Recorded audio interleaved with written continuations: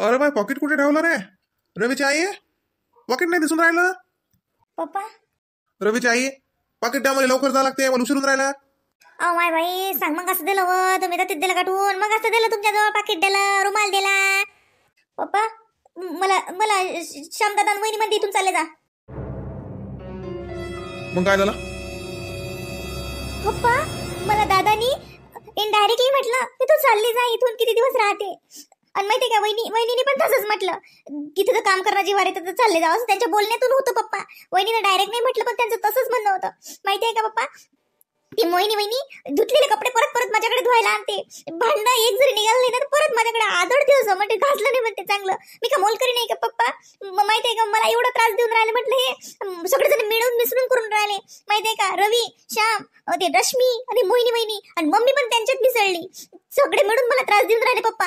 सर्वांचं म्हणणं आहे की मी इथून चालली गेली पाहिजे, मला इथं राहू नाही द्यायचंय पप्पा त्यांना. मग काय चुकलं द्यायचं? पोरगी लग्न झाल्यावर बाई 2-4 दिवसच माहेरी साजरी दिसत असते. हा, नाही सुख दुख आहे, तू काही बिमार आहे, तुला काही आराम सांगितला डॉक्टर, तर मग राह ना बापा 6च्या ठिकाणी 12 महिने. पण धडी तुम्ही हिडून राहिली, 4 टाइम खाऊन राहिली, मग ती काय तुकडे मोडून राहिली. जाणं पाहिजे तुझ्या घरी, बरोबर आहे त्याचं म्हणणं. काय चुकलं? ते घरचे लोक तिकडे उपाशी, ती उलशी पोरगी, तिचं तुला काहीच नाही वाटून राहिलं. दादाने हे म्हटलं, वहिनीनं ते म्हटलं. हा, म्हणता तुला हमेशा सांगतो ते कुठे निघाले गेले मधात अडथळा हे करत जाऊ नको, टोकत जाऊ नको, त्याचं डोकं भनकत जाऊ नको. तुला किती खेप सांगला? याचा तो माणूस ड्रायव्हर रांगत नाही, गाडी काय नाही, स्वतः गाडी चालवतात. त्याचे डोकं तू भनकत नको जाऊ. तुला किती खेप सांगितलं तर तोंडच नको दाखवत जाऊ म्हणा. ते कुठे निघाले काऊन त्याचे कान करत राहतं मग. मम्मी मी काय घ्याय का कुणी मधात टोकतो म्हणता? बरं ते बस झालं. ते रोज पाहिलं तर माझ्या घरात निरा कोणी मेल्यासारखं वातावरण करून टाकलं. का आहे तिथे आपापले निर्णय घ्या लवकर. हा, लागा जरा कामाला लागा. देता का पाकिट? बिना पाकिटाला जाऊ मी तिकडे? माय खिशात पाना मग दिलं ना तुम्ही, ठेवलं ना माझ्याकत. वस्तू ठेवता भुलता तुम्ही, मलेच बोलता अजून. मग तुम्हाला मी दस्ती दिली, पाकिट दिलं. हाय हाय हो पप्पा, बस झालं ना. त्याला जावं जाताना त्रास देतो होता जो, त्याचे डोकं पहिलेच ठीक होते. पाहिजे त्याला जरसं याद नाही राहून जाईल ना. तू आल्याच्या सारा टेन्शन आलं तेली निरा. रातभर निघत आहेत म्हटलं ते का मारून टाकते का त्या माणसाले बीपी आहे, शुगर आहे, दुनिया भराच्या बिमारी आहे, 1000 तो गोळ्याच खाते तो माणूस. आणि तुम्हाला टेन्शन अजून डोक्षावर. का सुखानं जगू देतं की नाही जगू देता मला? मम्मी, ते वहिनी दादा मला इथून चालले जा असं बोलून राहिले, तरी तुम्ही लोक माझं ऐकून नाही राहिले. चाललीच जाते मी. हा जा मग. तोंडात साखर पडवतो आल्या. एवढी जर अक्कल देवाने येईन ना तर म्हणीन देवानं मग आयुष्यभराचं काही उलसक चांगलं काम केलं असेल, त्याचं फळ दिलं तुला, एवढी चांगली सद्बुद्धी येईन तर. जा ना माय, आम्ही कुठे अडून राहिलो तुले. दिवस निघाला घेतेच, रात झाली घेतेच, घराचा निराने हे करून ठेवलं. मुद्दामून सगळेजण वागून राहिले. माणूस माझा फोन नाही घेऊन राहिला. आता राणीला फोन लावला तर राणी पण फोन नाही घेत. मी जाऊ तर कुठे जाऊ आता? गावाला जा तुमच्या. हो, चांगला सल्ला देते मी. नाही दे दादा फोन घेऊन राहिले तर तुमच्या गावाला जा. ते मी ना बाई का तुम्हाला काढून नाही देणार आहे घराच्या बाहेर. इथे एवढा अपमान सहन केल्यापेक्षा तर मी सांगते मी तर राहिलीच नसती माझ्या माहेरात. आपली बोरा बिस्तर गुंडाळला असता, चालली गेलीस ती बाई आपल्या सासरी. कसंही असो ते आपलंच असते. माहेर किती श्रीमंत असलं, पप्पा किती फॅक्टरीवाले असले तर आपल्या काही कामाचं नसते. हे अजून जर समजत नशील तर तुमच्यासारखी अडाणी तुम्हीच. लय स्वतःला सुशिक्षित, हाय फाय स्टँडर्ड समजता, साधं जीवनाचं तत्व तुम्हाला समजत नाही की झालं. आता जे तिकडे आहे तेच तुमचं आहे, इकडे जे आहे ते आमचं आहे. किती म्हटलं भाऊजाय आयत्या पिठावर रेगोट्या ओढतात, तो ओढतात त्याच्या नशिबानं ओढतात. आम्ही आलो तर इथं आमच्या नशिबानं आलो, म्हणून हे जे सगळं आम्हाला भेटलं ते आमच्या नशिबानं भेटलं. तुम्ही इथून गेल्या त्यासाठी धन्यवाद. गेल्या घरी सुखी राहा, आम्हाला सुखानं जगू द्या. मी काय म्हटलं नाही बरं बाई. म्हणतात चला ना आपण जेवणा दोघी जणी सोबत ननद भाऊजाया. नाही तर दिन मायावरच उलटून म्हणून दिलं रश्मीनं काढून दिलं म्हणा. तुला काढूनच, पण आता तसं म्हणताय नाही येत ना. नाही तर बाई मानावाचाच बोंबाटा होईन. भाऊजाईनं ननदल्या घराबाहेर काढलं. मी तर बिमार आहे बाई. मी तर 2-4 दिवस झाले बिमार आहे. मी तर कोणाशी बोलून नाही राहिले ना, काय नाही. म्हणतात कुठं चालल्या? म्हणतात चला ना जेवणा 2 घास. नाही मला नाही जेवायचं, तू जेवण घे रश्मी. आली वाटते बाई सद्बुद्धी जराशी. देव करून इले सद्बुद्धी येऊ. 11 नारळ फोडतो मी. हे मंदात चालली गेली तर निरा डोकं मॅट करणं लावलं. आणि त्या मम्मीला कामं करू त्याची बिचारायला एक तर थंडी सुरू झाली. त्याला आहे स्वतःचा त्रास आणि त्याला आता याच्यासाठी त्याला कामं करायला लागून राहिले. आम्ही मस्त पसरून राहिलो. हे योग्य नाही वाटत ना. त्याच्यापेक्षा हे अवदसा चालली गेली, आम्ही आमचं कामाला लागतो.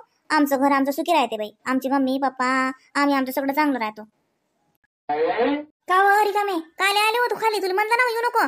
मम्मी मी मंदात आईले काय नको सांगू. तो मंदात आईले दुखायला आली खाली. तुला म्हटलं ना अंगावर चादर घेऊन निजून राही. बिमार आहेस तू?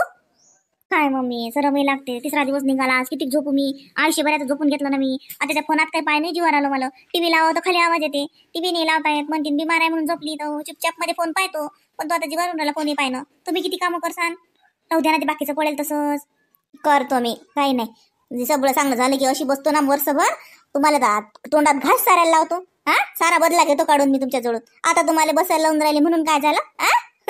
जाऊ द्या त्या मंदाले चांगले तोंडात घास घालायला लावतो. घास घेतही नाही मी चावतही नाही. तुम्हालाच करायला लावतो सबन काम. काय मम्मी तुम्ही आहेच तेवढ्या चांगल्या. तुम्हाला बसूनच घास सारायला पाहिजे आम्ही. एवढं तर आहेच तुमचं. हा बल्ली गेली गप्पेल. चाल जाय मकडे ना.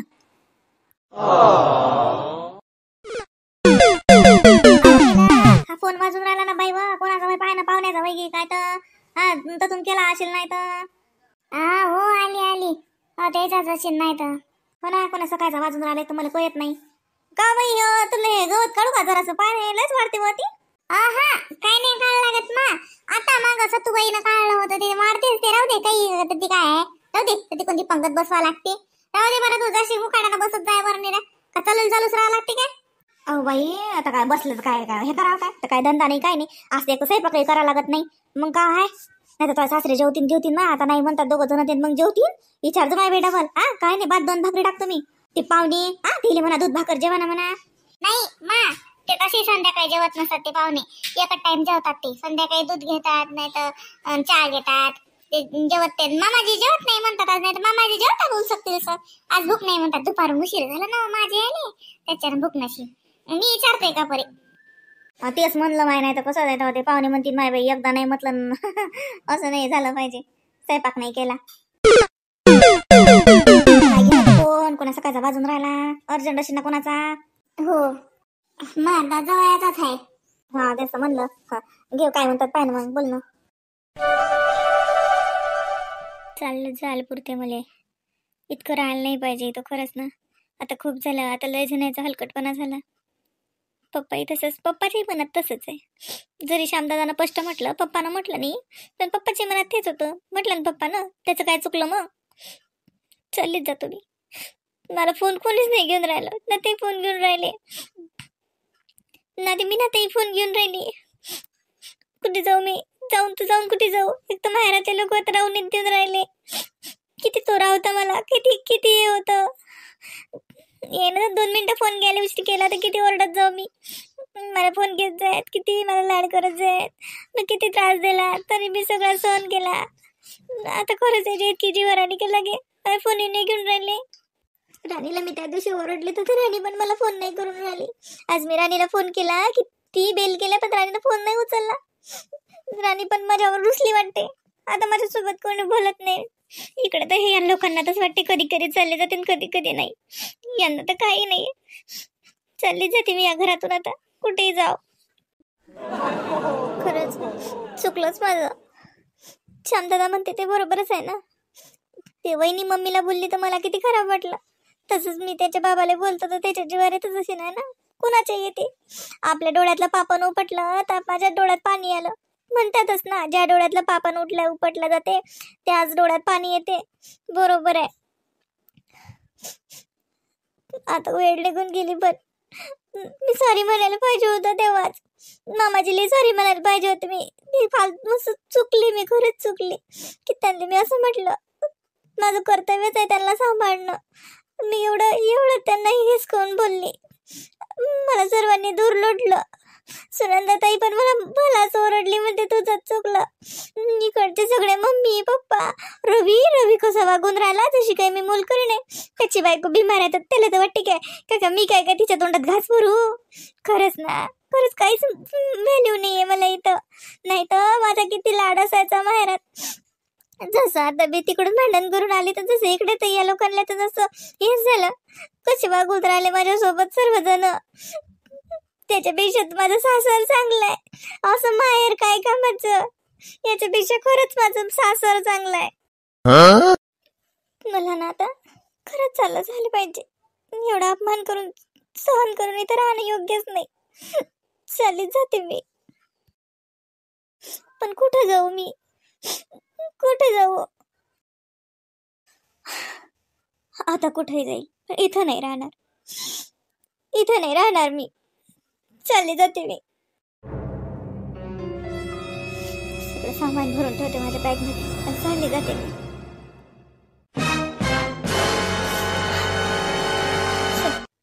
मंदा, आता पश्चाताप करून काही फायदा नाही. चल आता. खूप चुकली तू. खरंच जीवनात खूप मोठी चूक झाली. खूप चांगले लोक आहेत माझ्या घरचे.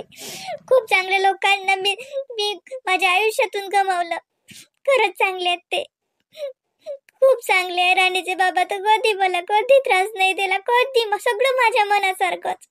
माझा सोन्यासारखा संसार सगळं सगळं मी हाताने खराब केला. मीनाताई किती चांगली आहे खरंच. नेहमी मला समजावून सांगते, मंदा बोल नको, मंदा बोल नको.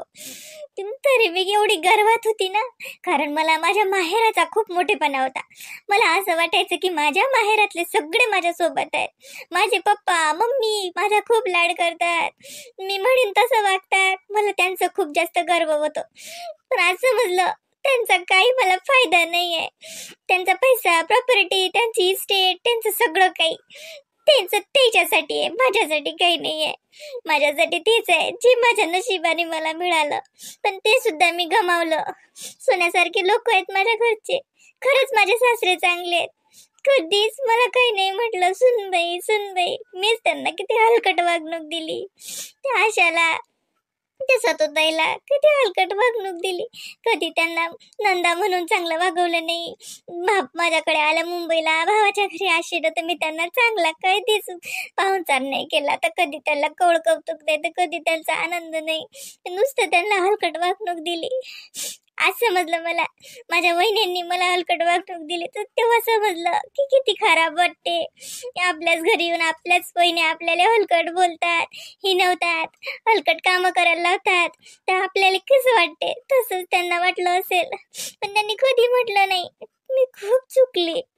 आता मी सर्वांना माफी मागते. खरंच माफी मागते. आता त्यांनी मला घरात घेऊ, घर ना घेऊ, पण मी आता त्यांच्याच घरी जाते. ते माझं घर आहे. तेच माझे लोक आहे. मी आता सर्वांची माफी मागते. मी तिथेच जाते. मी माझ्या सासऱ्याची सेवा करते. माझ्या जाऊजवळ राहते. तेच माझं घर आहे. राणीच्या पप्पांनी मला माफ नाही केलं तरी मी तिथे राहील गावात. तरी पण तिथेच राहील. इथे नाही राहणार. मी चालली जाते तिथेच. राणीच्या पप्पांना फोन पण नाही करत. तिथेच जाते. मुंबईला पण नाही जात. गावाला जाते. मीनाताईला पाय पकडून माफी मागते. एक चान्स द्या म्हणतो. मामाजीला म्हणतो फक्त एक चान्स द्या मामाजी. मला घरात घ्या.